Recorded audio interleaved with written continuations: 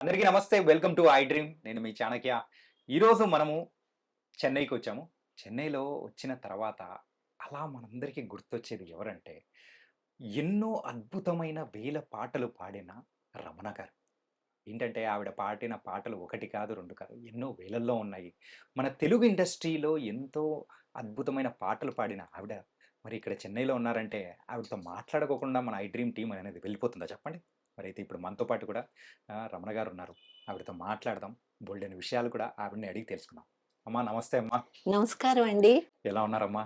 బావున్నానండి. చాలా బావున్నాను. మీడియా ప్రేక్షకులందరికీ నమస్కారాలండి. కానీ ఇప్పటికీ ఇన్ని సంవత్సరాలైనా కానీ మీ గొంతులో ఉన్న మాధుర్యం మాత్రం ఏమాత్రం అణువంత కూడా తగ్గలేదు. కానీ అద్భుతంగా ఉన్నారు. ఆహ్, మరి అద్భుతమైన సింగర్. మరి మీరు పాటతో మొదలు పెడదామా? జననీ శివకామిని జయ శుభకారిణి విజయ రూపిణి జననీ శివకామిని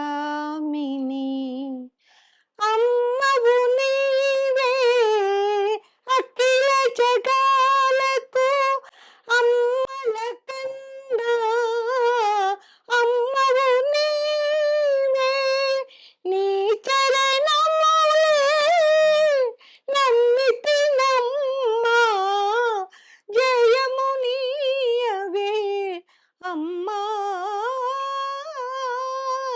జయము నీయవే అమ్మా భవానీ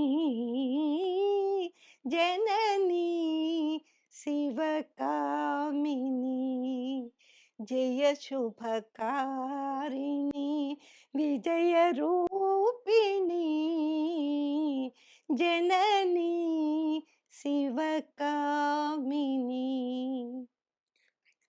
అమ్మా! మరి స్టార్టింగ్‌లోనే ఒక మంచి దేవుడి పాటతోనే మనం మొదలు పెడుతున్నాము. ఇంతకు ఎలా ఉన్నారమ్మా? చాలా బాగున్నానండి. హ్మ్. మీ అందరి అభిమానం వల్ల నేను చాలా చాలా బాగున్నానండి. ఓకే. ఇంతకు ఇన్ని వేల పాటలు పాడారు.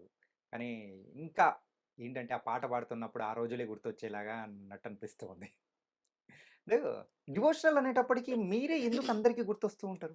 అసలు ఏంటి మీరైతే ఖచ్చితంగా డివోషనల్‌కే అట్లే పరిమితమైపోయారా? అది నా అదృష్టం అండి. ఆ! నాకు మంచి మంచి పాటలు, అమ్మవారి పాటలు, హ్మ్.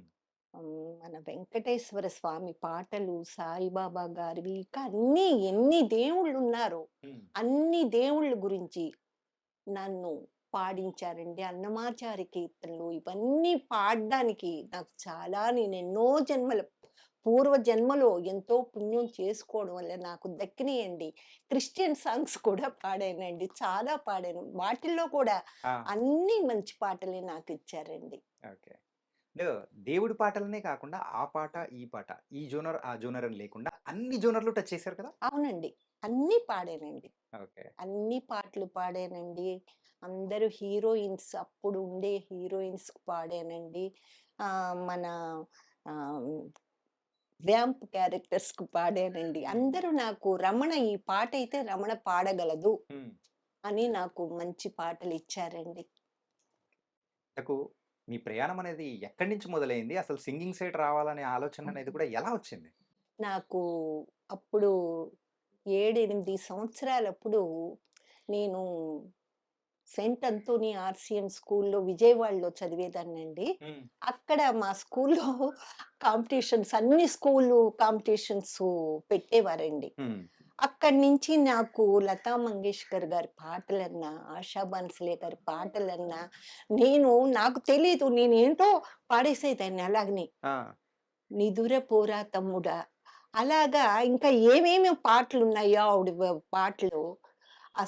ఆ పాటలన్నీ పాడిస్తే అన్ని స్కూళ్ళల్లో నాకే ఆర్‌సీఎం స్కూల్‌కే రమణ ప్రైజ్ వచ్చేసేదండి. ఆ! అప్పటినుంచి ఓహో! మా నాన్నగారు అప్పుడు సుస్థిగా ఉండేవారండి. హుహు. మా నాన్నగారు గుర్తించి, హ్మ్. ఆ అమ్మాయి పాడుతుంది. ఆయనేం చేయలేరు.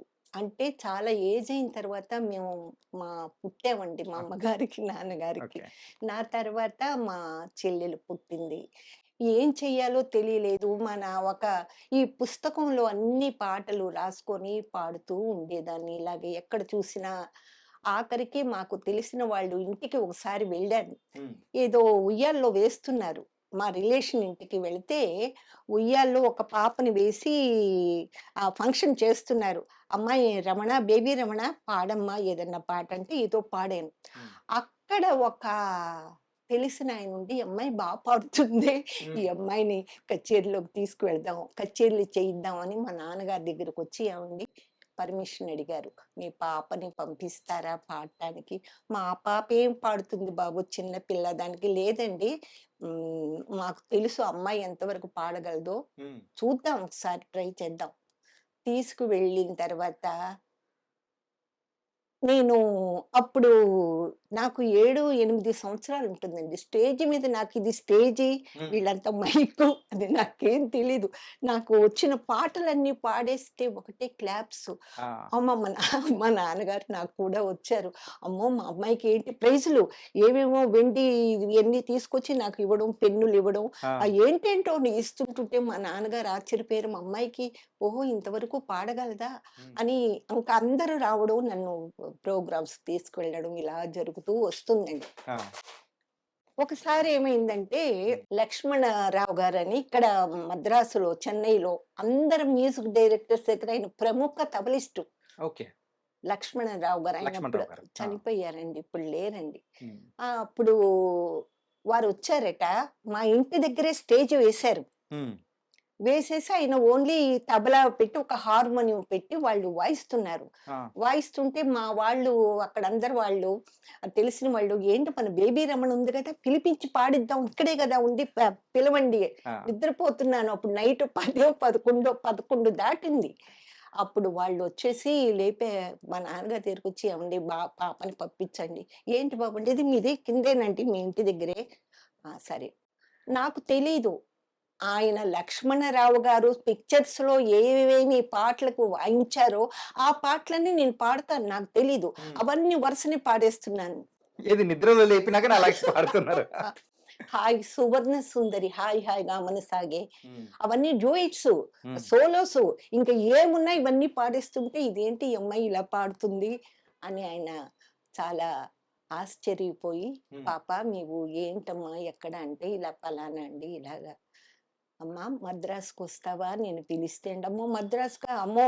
ఏమో అనుకోని ఏం సమాధానం చెప్పలేదండి. ఆ! ఇలాగా ఆయన వచ్చేసారు. ఇక్కడికి చెన్నై వచ్చేసారు. నేను మామూలుగా పాడుతూ ఉన్నాను. కచేరీలు.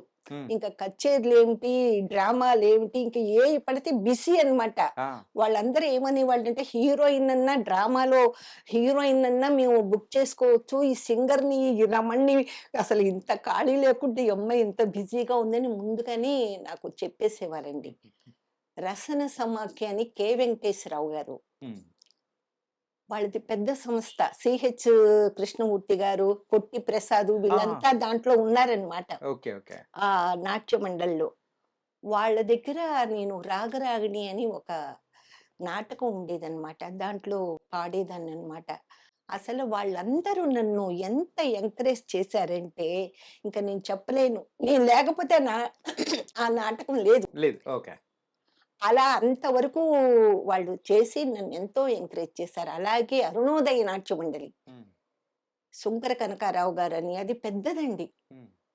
పెద్ద అరుణోదయ నాట్య మండలి అంటే చాలా పేరు పడ్డనమాట. ఆహా! మన వేజేళ్ళ సత్యనారాయణ గారు డైరెక్టరు. ఆ! దాంట్లోనే ఉండేవారు. ఆహా!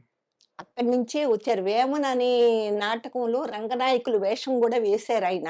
ఓకే.